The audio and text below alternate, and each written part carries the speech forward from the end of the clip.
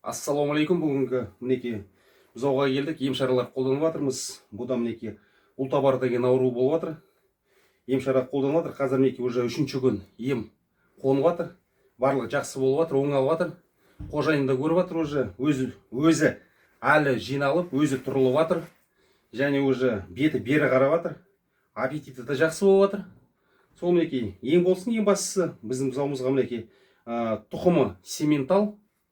Неше күндік бұл? 2 жұмалға келген, уже почти 3 жұма болып қалды. Бұл мінекей 2 жұмалық болып сатып алған қожайын. Қазір уже 3 жұма болды бұл бұзауға. Жақсы болып жатыр. Енді ең бастысы ең болсын, құрметті қауым. Лайктарыңызды басып отырыңыздар, пікірлеріңізді жазып отырыңыздар. Сізбен болған Руслан Сабитұлы және Дәурен Байзетұлы. Ең басты мінекей қазіргі мінекей система салып жатырмыз. Рингер Лока және мінекей кальций борглюконат, натрий хлорид.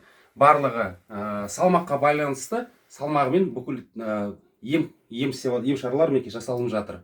Және витамин комплекстар салынып жатыр. Бұған 2 мәрте салынады, таңертең және кешке. Қазір кешкі мінекей ем шаралар қолданылып жатыр.